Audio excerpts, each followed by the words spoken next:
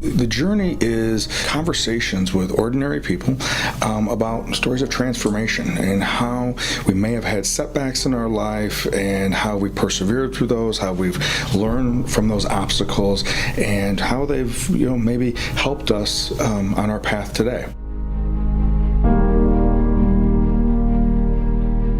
So, Klyde Henderson, welcome to the journey.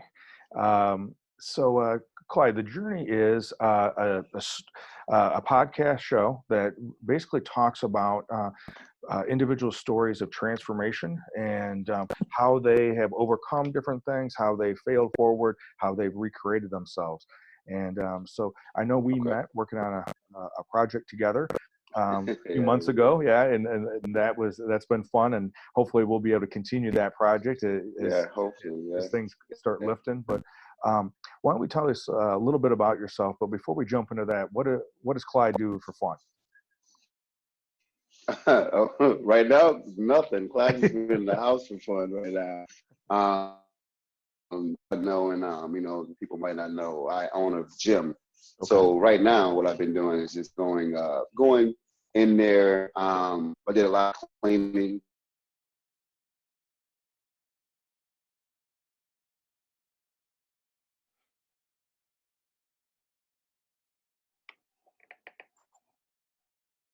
Yeah, well, I think you froze up again, Klyde.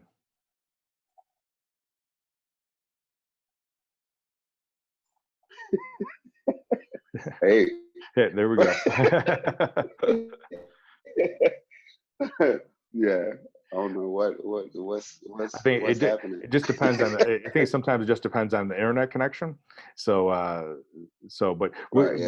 we can go ahead and edit this, so it'll be okay. So definitely.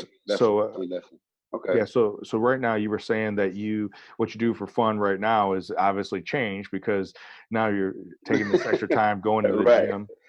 And what have you been doing in the gym right now? Oh, so right now in the gym, I've been pretty much went through a really deep cleaning. I had some people come in, and we pretty much scrubbed out everything, microbiome, everything, let it sit for a couple of days. Just making sure that taking safety first and the precautions of, making sure things are, sanitized. With this, crazy virus going on. They don't know whether it's airborne or how contagious that it is. I just wanted to do my part on making sure everything was thoroughly clean and properly wiped down and stuff like that. With that, I've been doing that. And then as well as just going into the gym, working on a few new things, new ideas that I may have as far as classes that I'm going to roll around for, clients whenever they come.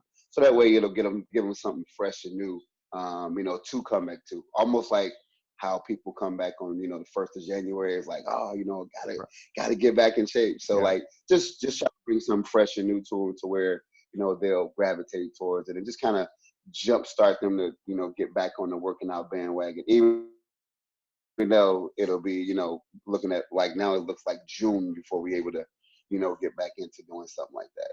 So just kind of working on keeping everything fresh with the, workouts and just being disciplined myself.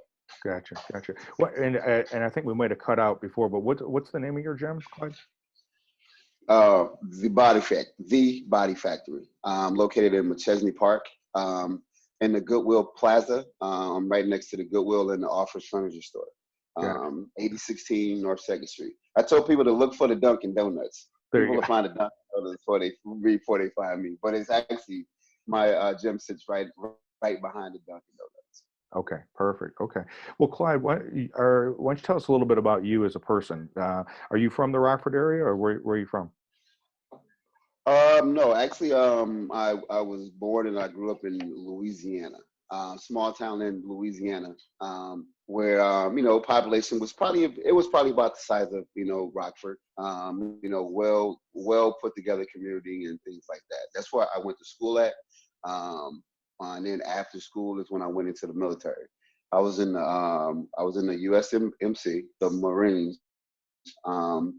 Did a stint there, and then after that is when I kind of found my way up here. Gotcha. Okay. As far as like just coming up here and stuff like that. So Gotcha. So when you were in high school, did you were you involved with any activities? Were you involved with sports? Were you involved with extracurricular activities? What were you? Yeah, actually, like, I mean, this might find hard to believe, but when I was in high school, I was shorter and smaller than what I was now. Okay. So like sports, so like, so like sports and everything like that came at a challenge to me. So I had to work twice as hard, you know, being shorter and being smaller. But like, I had a lot of older cousins and stuff like that you know, we played together, played basketball, ran like baseball and stuff like that together. So where like it just made me have to push harder because I knew that once I became where they was at or their level, that to me that meant that I could compete with anyone and anybody.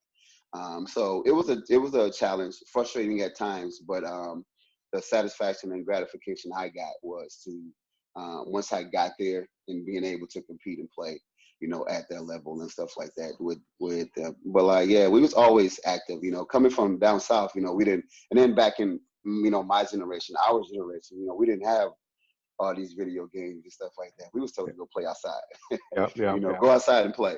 You know, you're not going to sit up in the house and stuff like that. So we stayed active and things like that. So, but yeah. Gotcha. Now, outside of having a lot of cousins and around, and sounds like a pretty big family, do you have siblings? Yeah, well, actually, like my immediate family, I'm the only boy. It's me and I have two younger sisters. Okay. So my immediate family is for us, you know, it's only three of us. But my grandmother, she had 14 kids. So Wow. aunts and uncles, you know, yeah, so, yeah, Yeah. and it's crazy, and it's crazy because on my mom's side, her mom had 14 kids, and then on my dad's side his mom had 14 kids. So I had 28 aunts and uncles, you know, Okay. growing up together. So I had a abundance of cousins and, you Sure. know, aunts and uncles to go to and stuff like that. So yeah, pretty big. Yeah, 14 on each side. It was crazy once I kind of thought it like was old enough to be like, wait a minute, 14 kids? I'm like, that's a lot of kids, you know. Yeah. So yeah. Well, you didn't say that you guys like populated the whole town yourself. I mean, that was like just your family alone would be Right. Yeah. It seemed like it. yeah. Yeah. And it was and like and it was so crazy because like as we kept growing up, we had like it was cousins that you didn't know about because it Sure. was so, like it was so many of us. Like you was like, oh, you my cousin. So you know, it just became, you know, you just pretty much be became the where like you just thought everybody cousin. Sure, sure. Gotcha. Okay. So Because everybody was so close and related. yeah, yeah, okay. Your audio is just breaking up just a little bit, and then looks like your screen might have froze again.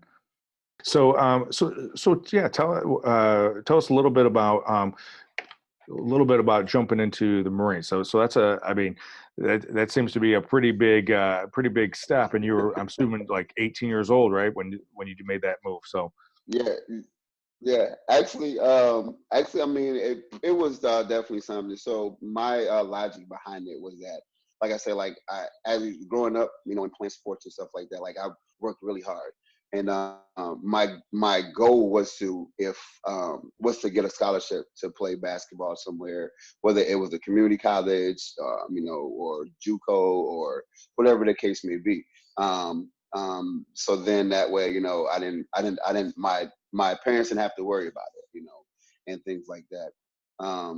So coming up to my senior year, like I had a lot of opportunities to um, go places and stuff like that, but it was some powers that be as far as some people in the way um, that kind of was like, you know, wouldn't let me really flourish like that. Coaches and stuff like that was, you know, kind of hesitant and reluctant, even though I had to improve myself for like the last 3 years coming into my senior year. So I had options. I had told myself when I told my mom to where I said, well, if I don't get into any, you know, colleges or whatever the case may be, I'll probably go the military route. And at that time, nobody else in my family had went into the military. Like out of my 14 aunts and uncles and Nobody else had prior went into the military like that. And so my logic was that, I didn't want to put, student loans and grants and, put my parents in debt, put myself in debt like that. And then at the time, it was the GI Bill was, great. It was like, it'll pay for school, you can do this and do that with it and things like that. So that was the kind of logic. Didn't get the scholarships that I, was looking for. And I was like, I'm going to go ahead and join. I actually graduated high school early, per se. I graduated at 17. And signing up for the military, I couldn't sign myself because I wasn't 18. So my mother had to pretty much sign for me. And she was a nervous wreck. She was like, my baby is going to be going this and that. She wanted me to go into the National Guard. And my thing was that I was like, well, if I'm going to do it, I want to travel. I don't want to stay home. I've been here, my whole life already. I want to travel and see stuff and stuff like that. And so me being the only son as well, she had to actually sign a piece of paper saying that she's allowing me to go because, I'm the last of the bloodline for the family like that. So she's like, and she was a nervous wreck, but like I, told her, everything was going to be okay. This is what I want to do and stuff like that. And I basically said, if you don't let me go this year, I'm going to go next year. So she was like, okay, might as well let you go ahead and get it out the way now. So that was kind of like the whole thing behind it. And, was I nervous? Yeah. Was I scared? Hell yeah. But, I was like, well, at the time or even now, like, the Marines was considered to be the top, of the military world like that, as far as like with basic training and the way that we train and stuff like that. And I was like, well, if I'm going to test myself and do it, I mean, I'm going to go to that one. So, Sure. And yeah, and went in there and had fun per se. Okay. So, so in the Marines, what after you got through basic and then I know that they assign you, certain jobs and stuff. So what was your my MOS was actually I was a avionics electrician, which was crazy because I was blown away because like just a little background about it. Whenever you go into the military, you have to take what they call the ASVAB. And that pretty much ranks you and grades you on what's your strength points as far as like what part of the military you will fit best in. And I guess math was like one of my strongest subjects that I did great in. Like I got like a 98% on it, which was crazy because in school I hated algebra, hated trig, I hated it with a passion. Like I couldn't stand it. And so it was, I guess that me hating it, was the imprint that they put on me because like I scored super high in it. So where like avionics electrician was, my MOS. So what that pretty much entailed was that any of the cockpit work inside of all the fighter jets that you see, the F-18s, the 15s, the stealths, the 63, the 53s, any type of aircraft like that. I did all the inside cockpit work. And that's the wiring of the systems, making sure the AHAR system, the flight navigation systems all work properly and stuff like that. Okay. So yeah. It was fun, but it was crazy. Like it was crazy hard. Like it was crazy. Just kind of trying to remember all the stuff and then like flight simulate. It was crazy. Oh, I making bet. me have flashbacks. Like, oh no.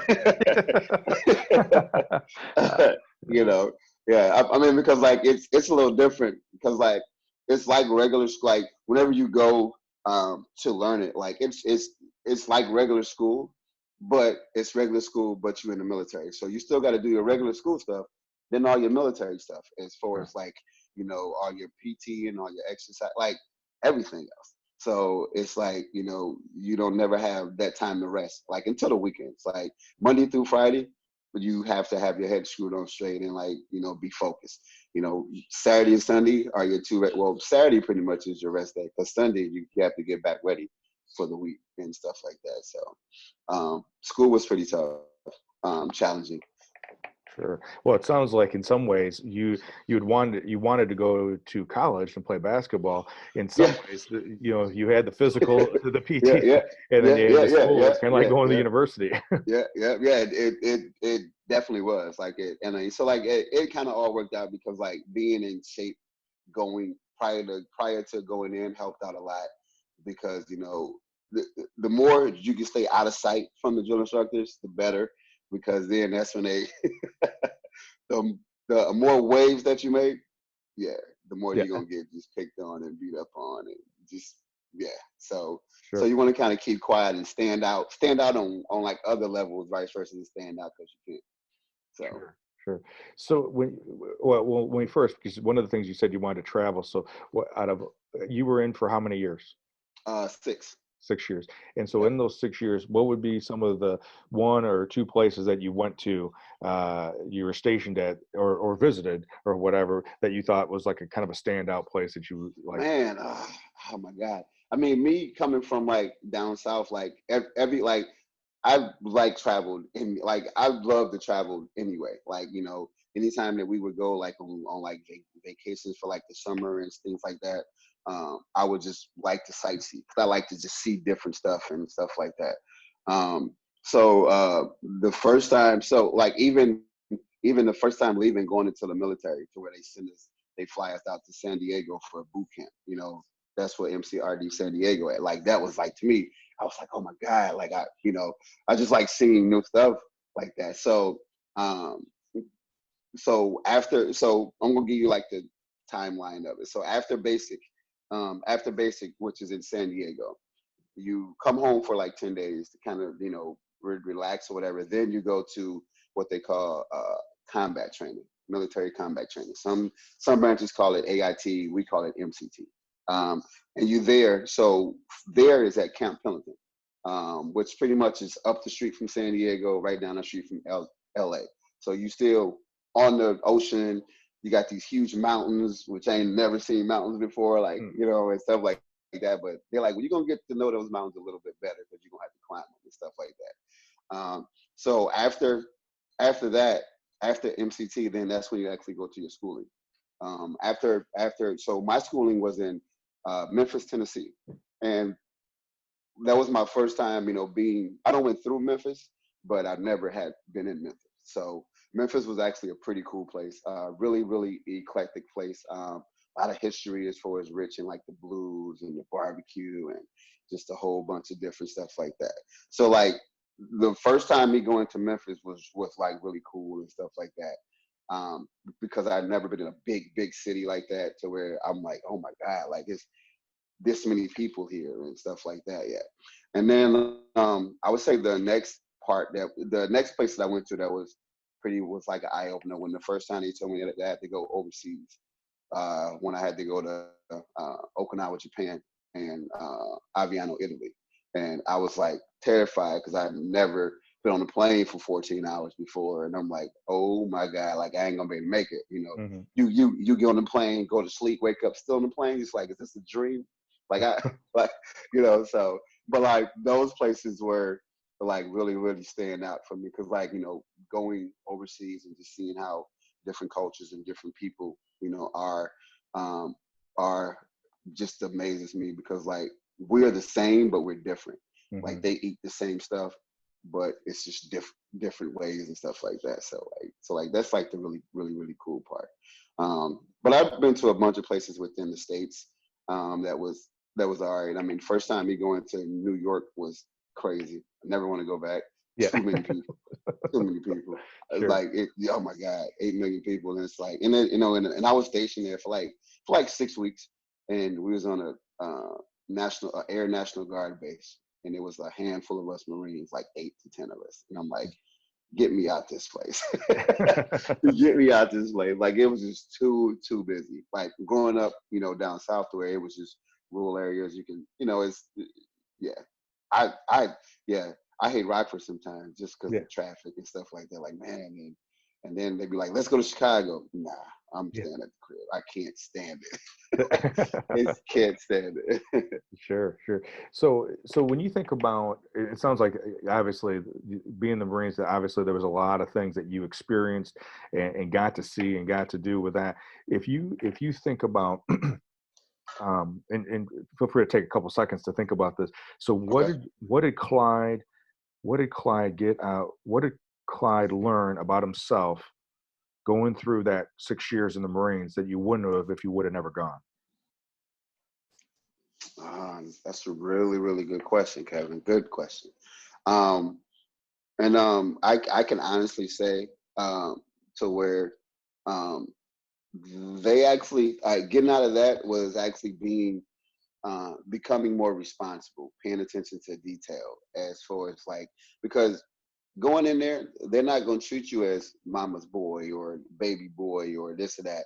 You go in there as a boy and you're going to actually come out a man. I mean, you can go in there thinking that you're a man, but they're going to break you down as a boy and they're going to build you up the right way to be a man, as far as being respectable, being accountable for your own actions, paying attention to detail, being disciplined with yourself, stuff that, being honest with yourself, the integrity part of just, being like that. And it just instills so much in yourself to where like you might not think that you had it in you. Even as far as going through it and doing it and persevering for that 3 months to go through it and then finally walking across, the parade deck for graduation. It just instills so much pride in yourself, knowing that you can do it and you can accomplish it. So like the biggest thing that I can say right now that I've taken from that is knowing that whatever anybody throws at me, I can do it. Because I know if I got through that for those 3 months to where it was just me, myself, and counting on myself to get through it and nobody else, I can pretty much get through whatever. So it's just that drive. And now knowing that I went through that and I'm a Marine, gives you like this certain type of attitude and swagger. Because if it was easy, and I tell my clients this in the gym, if it was easy, everybody would do Sure, yeah. it. But yeah. So what you just described, and so a lot of the listeners, they've heard me talk many, many times about the hero's journey and Joseph Campbell's work about this idea of Yeah. going from normal or order into disorder, and then going through that ordeal stage, Yeah. and then you Yeah. come out of it with a new reorder, right? Yes.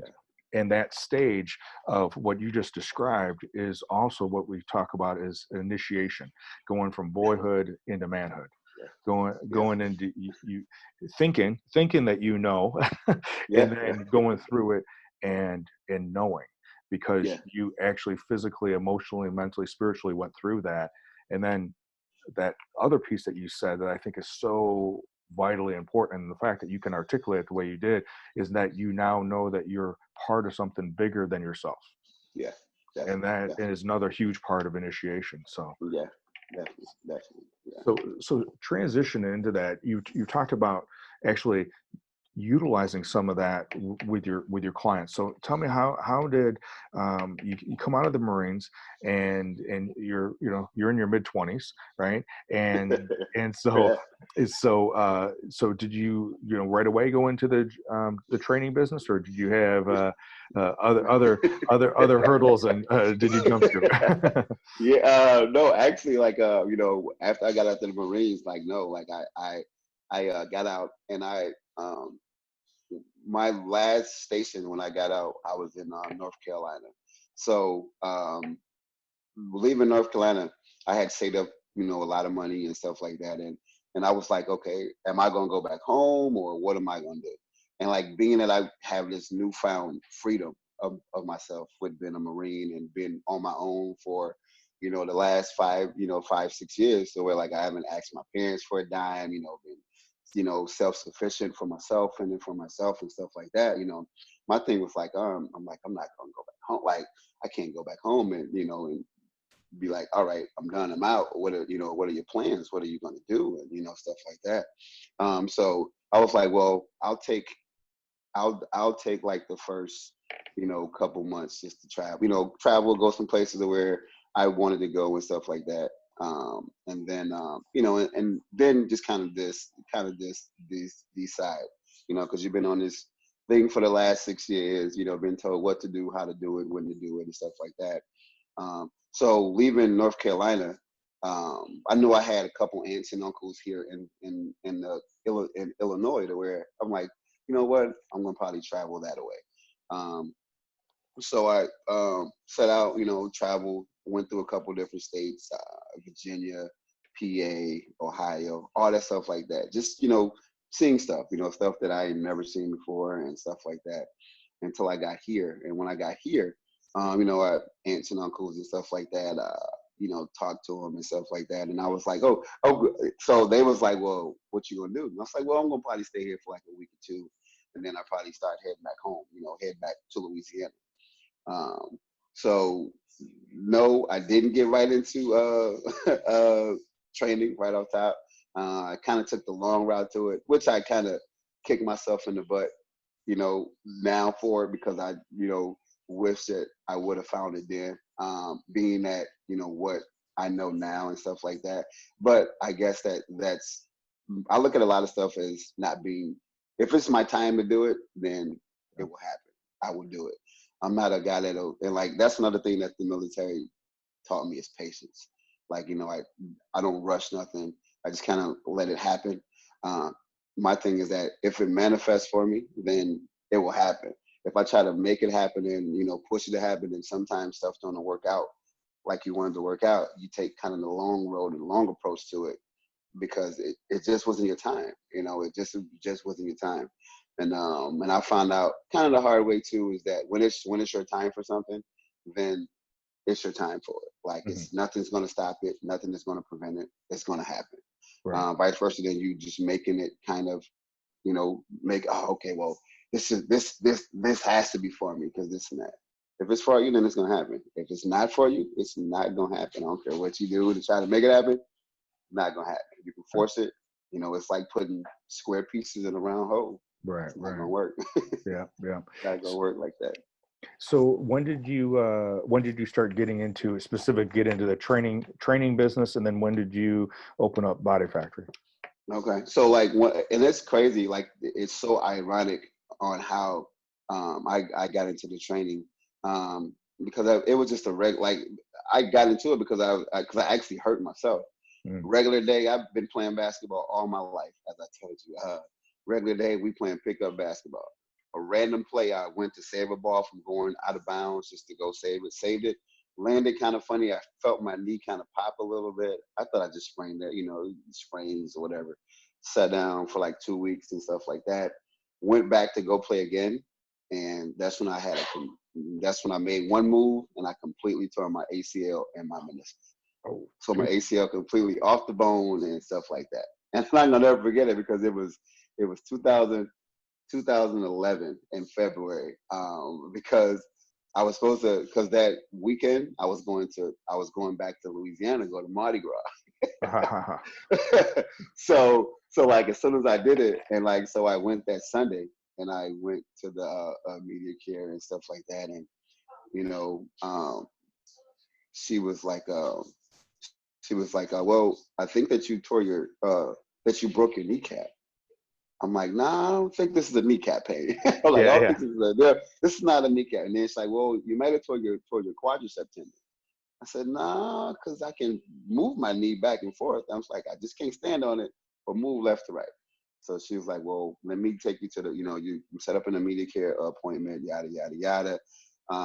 So I still had plans to go to New Orleans. And, you know, they gave me crutches at the immediate care. I was like, well, man, I can't, I gotta go. So she calls me up. So I go to the immediate care Thursday, and she called, and like, you know, I do a CT scan. I'm leaving Friday to go to New Orleans, and I'm like, yo, I gotta go. And so she was like, well, just be careful. They didn't give me no little scooter or nothing like that. They was like, okay, crutches or whatever. So Saturday, as I get to the city limits of New Orleans, I get a phone call. And she was like, well, it looks like that you completely tore your meniscus off the, you completely tore your ACL off the bone, and you tore your meniscus. So you're going to need surgery. I'm like, well, all right, when is surgery? It was like, well, we're going to put it for a month out, so that way you can go through rehab. So doing rehab, they had explained to me, like, you want to kind of get your body as strong as possible, so that way your body can recover quicker going through rehab. Because those muscles in your leg is going to atrophy, because you're not going to be able to use that leg, because we're going to have to go in and completely fix your meniscus, and then we're going to do a patella tendon graft for your ACL. And I'm like, all right, and they was like, so you probably not be able to use your leg for like 3 months. I'm like, oh, So I went into the gym 2 days a week because I was off work. Went into the gym 2 days a week, and I wanted to get stronger, just for myself and for the surgery. So being at the gym 2 days a week, I got to reading up on stuff and just find out what works best for my body, what supplements, things like that. And I was there so much that people that came into the gym regularly, they thought I worked there because I was there so much. And I have a pretty good, my personality allows me to be able to just talk to people and stuff like that, which is great. And so with people coming in, they would just talk to me and ask me questions, and I would just tell them what I know. I'm like, listen, I'm not a trainer, but this is what I do, and I know I get results from it. And so I was at Anytime Fitness at the time, and staff at Anytime Fitness. One of the guys, he was like, have you ever thought about being a trainer? I was like, nah, man. At this time, I had a job as a service electrician, service mechanic at a company where I was working 6 days a week, 12-hour days, and I was making really good money. I'm like, nah, man. I never thought about doing that, because me, being able to get a check, actual paycheck, knowing those hours is what I was used to. And so he was like, I think you'll be great at it. And I was like, I don't know. I'm like, I don't like people like that. He was like, well, you could have fooled me. I was like, well, I really kind of don't. I just kind of deal with him, or whatever. He was like, whatever. And so I was like, well, I got to have ACL surgery and stuff like that, and then we'll see. So it came. I had surgery, and 2 weeks later, 4 weeks, I was going through rehab and stuff like that. And then after the 4 weeks, they was like, well, you need to be in a straight leg cast so your meniscus can heal. And I was like, so another 2 months went by, and so they went back to I went back to rehab, and they finally released me. And so they was like, well, you can't go to work though. I said, okay. So with that is when I really dived into getting myself better. I was so scared because I had seen people tear stuff and then come back too soon, Sure, and then yeah. end up tearing something else, or the other knee. They end up blowing out the other knee and Yeah. stuff like that. So my thing was that I wasn't gonna come back until I know I was 1,000% ready. Um, so I was going 2 days a week, 2 hours a day. I would go in the morning at 9:30 and then at night at 6:30. Doing different muscle groups, all pertaining to my legs and hips and hip flexors and abductors, just getting everything strong. Um, but so doing that, I ended up getting in shape. I ended up putting on some weight, getting bigger, stronger, and everybody was like, "What do you like?" They thought I was doing something. Like I was like, they was like, I had a couple people thinking that I was taking steroids and all types of stuff. I was like, nah, I don't know what that is. I don't know what that is. And so I ended up moving to Roscoe, and the same fitness manager that was at the Anytime that I was going to had moved to Roscoe, and I went to the Anytime in Roscoe, and he was like, "Are you ready to be that trainer now?" I'm like, "Man, I ain't trying to. I'm still rehabbing, like and stuff like that." And he's like, "I think you should give it a try." And I was like, "Well, all right, okay." He was like, "You got 6 months to get your certifications. We'll give you clients and stuff like that." I was like, all right. Nervous as hell because I'm like, now I got somebody else to worry about, as far as, trying to get them in shape. So my goal through that, and I took the military approach to it. I was like, all right, I need one person who I can, just mold them into what they want to be. Teach them, discipline of working out, show them how to work out, and then be accountable for yourself. So from then, I think that's how the Klyde training persona took on shape. Was that I just kind of implemented the way that they had us training in the military, or not training us, to where they programmed our minds to think, that you can do it regardless of whatever, than to just be like, nah, I'm not gonna be able to do it. I'm like, so had her go through it and stuff like that. And she ended up dropping, like, since she was my first client, she ended up dropping like 60 pounds in like 3 months. Wow. So like, so yeah, and so like from that point on, a lot of other people in the gym started seeing me, you know, training and stuff like that, and they just like how fun I made it and stuff like that. And so then they was just bypassing the fitness manager, and they was coming right to me, and that was a problem because it was other trainers there, and like the fitness manager job is to delegate who gets clients, you know, according to training ways and, you know, who they think it works best. But a lot of people that want, they was like, nah, I want to train with Klyde. You know, like I see how he trains, I see what he does and stuff like that. And so at that point, when they was like, well, no, you know, stuff like that, that's when I knew that like this might be something that I should be doing. And I kind of still took it slow because I don't think I was ready for it yet. But all the signs was there because I steady kept getting more clients and stuff like that. Here I was, just started that year, and I must have been at like 20, 25 clients with in that first year. And the other people that been there, you know, they was at, you know, 6, 7, 8 clients. And so it started to be a tension because then they just thought that they were showing favoritism to me, and they felt that that how can a guy that doesn't know as much as we do get clients and have that many clients and stuff like that. But it was just my success rate of what they wanted to accomplish. So at that point, that's when I had to make a decision on my job that I'm getting paid at the time, 27, 28 bucks an hour, or personal training, to where I have to bet on myself pretty much, to where, you know, that. And that's exactly what I did. I was like, all right, if I do it, I have to put all my eggs into this basket, jump into the stuff like I've never jumped into none before, and really transform myself first, and then put my mind to being able to transform other people. So it was so scary because I took my last $5,000 that I had, and I got a spot, and I opened up, you know, small little 2,000 square feet. Upstairs from the cleaners, it was upstairs, floor was shaky. It was, I was just happy that it was mine. And like, my thing was that, all right, so, you know, so you talk the talk, you know, did all this stuff. So now you really you got to put up or shut up. Like, if you're going to be that trainer to where you want to be the best trainer in Rockford, or you want to be the best trainer out, you're going to put in the work. Because a lot of the trainers don't have this platform that I have, of having my own place, you know, and calling my own shots and being able to do my own thing, and not have to worry about somebody telling me, well, hey, you can't do that. You know, oh, you got to pay me this much money of this and this much money of that. And then be in the best interest of the client and not of the facility, you know. And so I was like, I'm going to do stuff totally different. I'm not going to be corporate with it. I'm going to let people be able to come in and have fun with it, be able to talk, you know, and grunt, cuss if you got to, you know, just be able to be yourself, to make it feel like you at home, and you don't feel like people are looking at you all crazy and sideways and stuff like that. That's the atmosphere that I want to create it. And like I said, I took my last $5,000, bought certain equipment and stuff like that. And it was just crazy because it was like I said, when it's your time to do something, it's like stuff just kind of manifests and people just gather around you.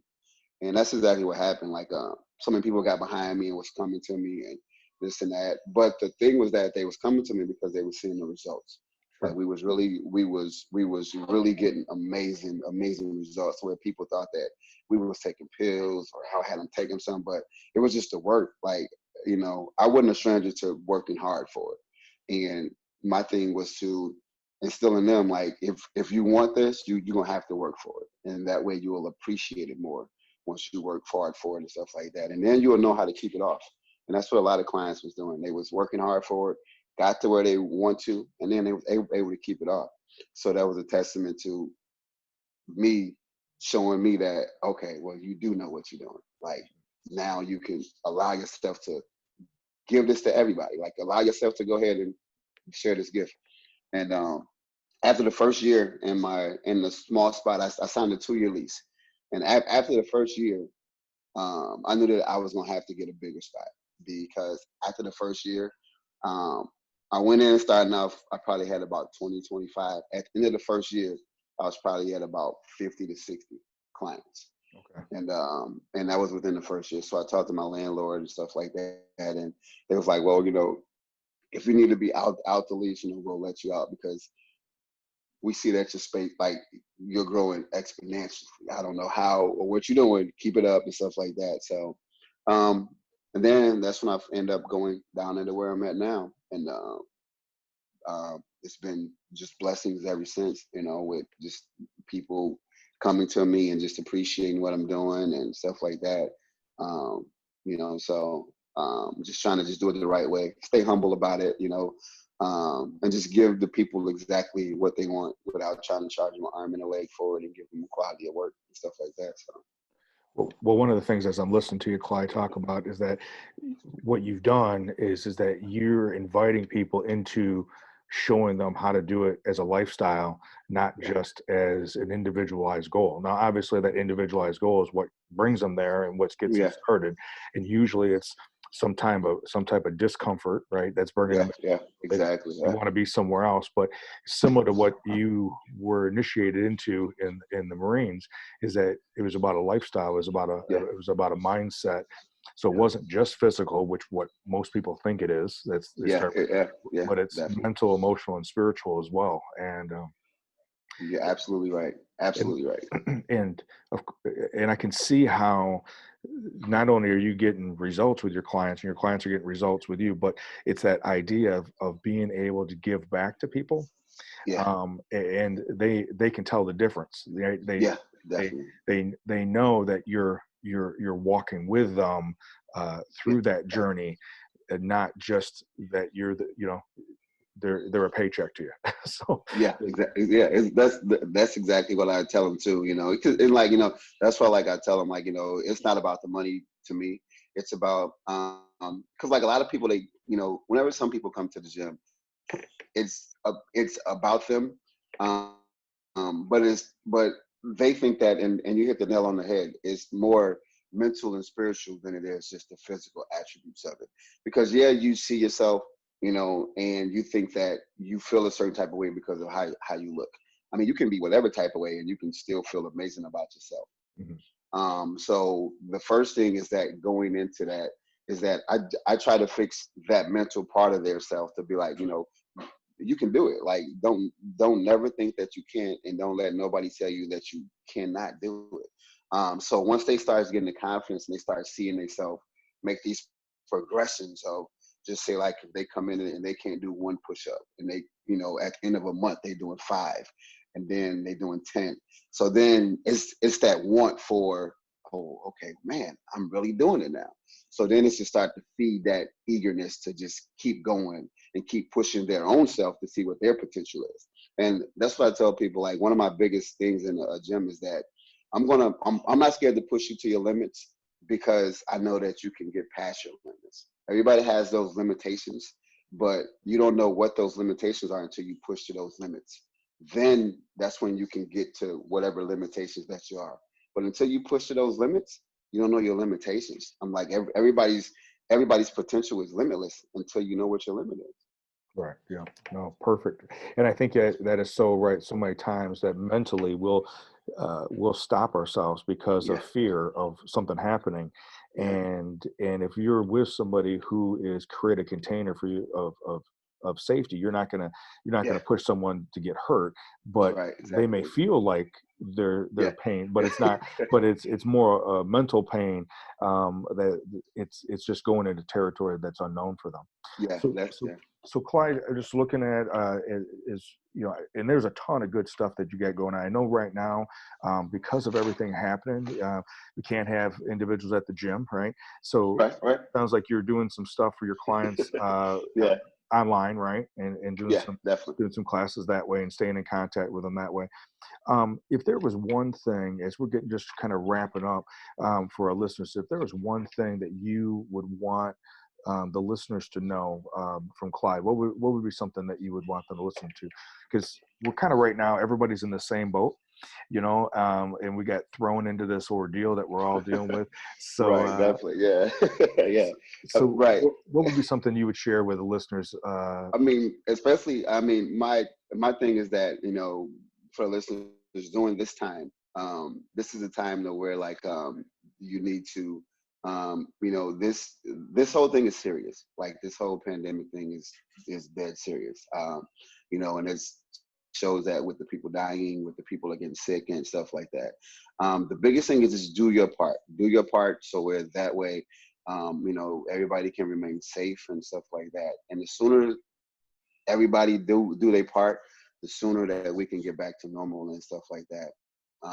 Normalcy is what we all are striving to get back to, but we all have to do our part in order to get back to that thing. And it seems like it's so far gone and it's so tough right now with the weather getting nice and people is and I think that's the toughest thing is that we've been cooped up all winter with the bad weather. And now we got to be cooped up when the weather breaks and things like that. So people are getting antsy and stuff like that. But the sooner that we can do our part, everybody do their part in order to, help this thing to get it down and to, potentially go away, the better. It's tough for everybody, especially with the people that, have to close down businesses. The gym is my life. That's what I do every day, all day. It's no other thing else. I'm there every day, 6 a.m. until 8 p.m.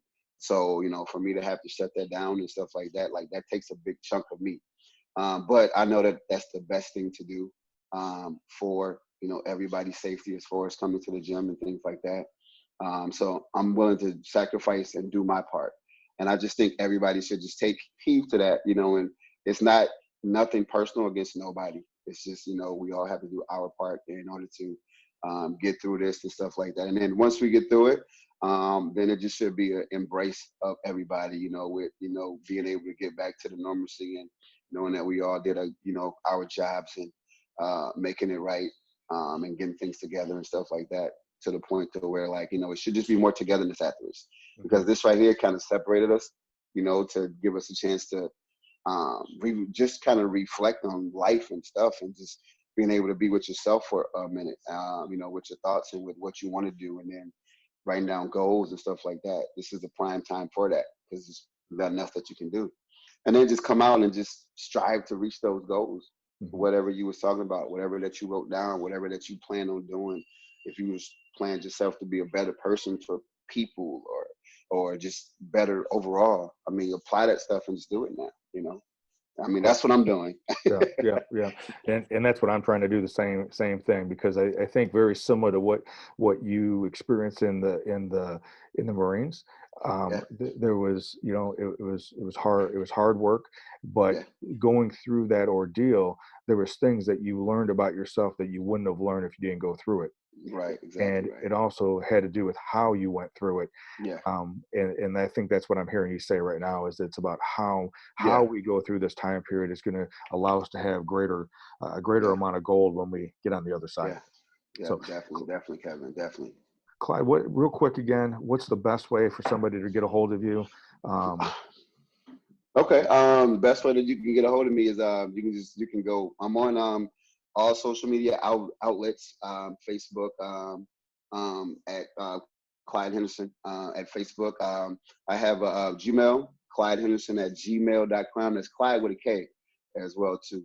The Body Factory, you can go to the Body Factory Facebook page. I also have a Body Factory website, www.thabodyfactory.com. Or you can just come by the Body Factory, 8016 North 2nd Street. I'm there as soon as all this stuff get over. Not right now. As soon as all this stuff get over, 8016 North 2nd Street. It's in Machesney Park, Illinois, 61115. Like I said, look for the Dunkin' Donuts, and I'm right behind the Dunkin' Donuts. All right. All right, Klyde. Well, I appreciate it. I'm looking forward us getting back to when we can see each other in person again. And, definitely for that. Yeah, definitely. And for sure, when all this passes, sometime in the summer, we'll have you in person on the show. And definitely. have you come in and talk about what you've learned about yourself while this is Man, all been right. going on. Right, definitely. I appreciate it, Kevin, man. It was great talking to you, man, and looking forward to doing it again. All right, bud. We'll talk to you later. Be safe. All right, thanks. Yeah, you Yeah. too. Bye.